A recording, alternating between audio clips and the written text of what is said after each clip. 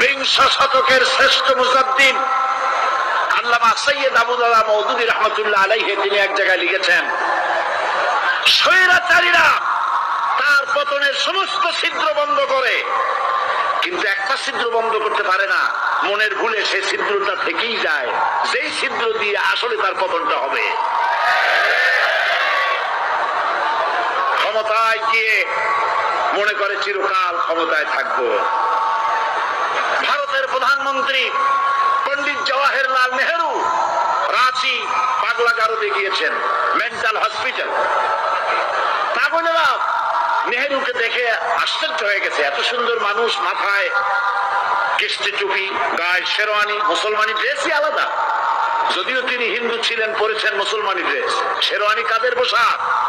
কাদের পোশাক?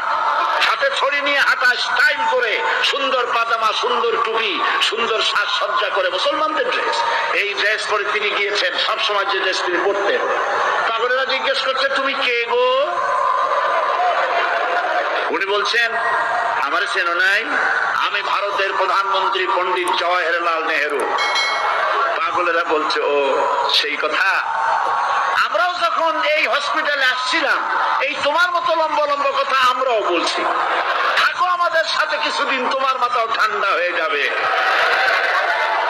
ক্ষমতায় যারা থাকে, ক্ষমতার মোহে চতুর্দিকে অন্ধকার দেখে, মনে করে আমার পতন আর হবে না।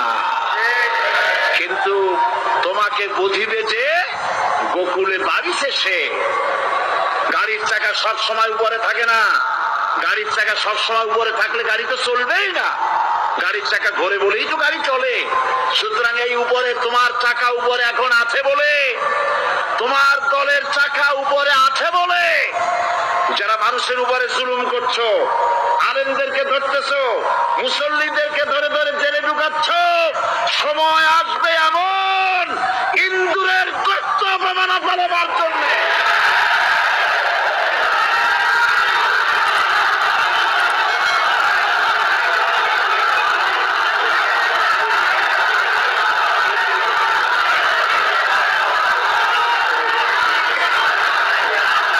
আবু জাহেলের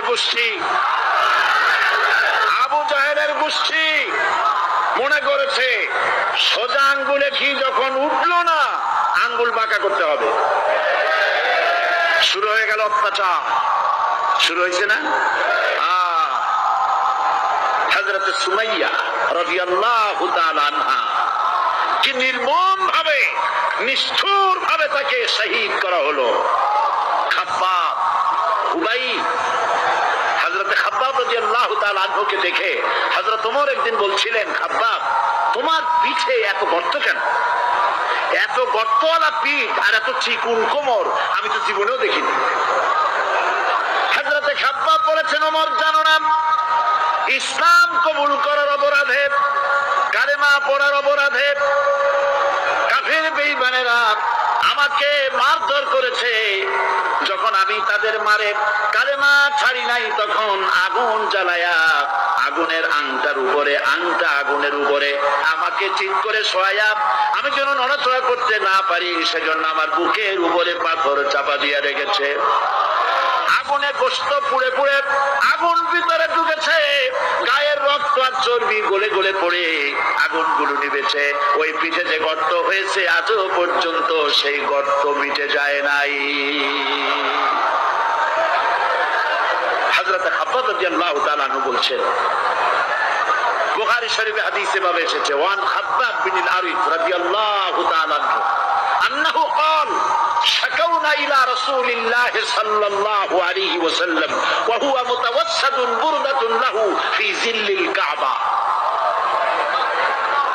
আমি গেলাম রাসূলুল্লাহর কাছে, যে দেখে হুজুর বাইতুল্লাহ শরীফের ছায়ায় আরাম ফরমাচ্ছেন। আমি কাছে গিয়ে বললাম, আলা তাস্তানসিরু লানা আলা তাদউ লানা ইয়া রাসূলুল্লাহ। হে রাসূল, আপনি কি আমাদের জন্য দোয়া করবেন না? আপনি কি আমাদের জন্য আল্লাহর কাছে সাহায্য প্রার্থনা করবেন না? মার খেয়ে খেয়ে তো শেষ হয়ে গেল। শুনতেছেন আপনারা? আল্লাহর নবী উঠে বসলেন, বললেন, খাব্বাব শোনো, তোমাদের আগে এসেছিলেন দ্বীনের দাওয়াত দেওয়ার জন্য।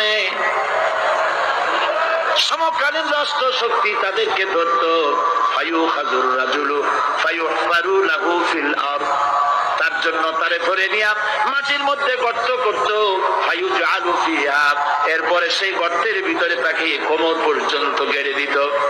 সুম্মা ইউতা বিল মানশার, এরপরে করাত আনা হতো, ফায়ুদাউ আলা রাসিহি, এরপরে করাতটা মাথার উপরে রাখা হতো, ফায়ুজআলু নিসফাইন, এরপরে করাত দিয়া চিরে চিরে দিত, মানুষটাকে দ্বিখণ্ডিত করে ফেলে দিত।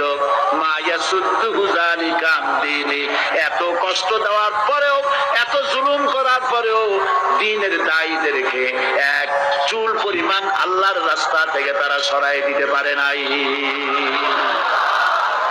ওয়াল্লাহি, ও খাব্বাব, আমি আমার আল্লাহর নামে কসম করি। ও মুসলমান, কে কসম করতেছে? আল্লাহ রাসূল। আমি আমার আল্লাহর নামে কসম করি, ওয়াল্লাহি লা ইউতাম্মান্নাল্লাহু হাযাল আমর হাত্তা ইয়াসিরু রাকিবু মিন সানা ইলা হাযরামাউত। সেদিন বেশি দূরে নয়, ইয়েমেনের রাজধানী সানা থেকে শুরু করে সৌদি আরবের হাযরামাউত পর্যন্ত হাজার হাজার মাইল, এই দীর্ঘ পথে যুবতী নারী তার সৌন্দর্যের বর্ষা নিয়া, আর ধনাঢ্য ব্যক্তিরা, সওদাগরেরা তাদের টাকা পয়সা নিয়া একাকে নিয়ে অথবা দলবদ্ধ ভাবে মানুষেরা যাতায়াত করবে। লা ইয়াখাফু ইল্লাল্লাহ, মানুষের মনের মধ্যে কোনো ভয় থাকবে না। এমন একটা সময় আসবে, ওয়ালাকিন্নাকুম তাস্তাজিলুন, অথচ তোমরা বড্ড তাড়াহুড়ো করছো। তাড়াহুড়ো করো না, অপেক্ষা করো, ধৈর্য ধরো, মার খাও, জেলে যাও, শহীদ হও, আল্লাহর রাজ কায়েম হবেই হবে।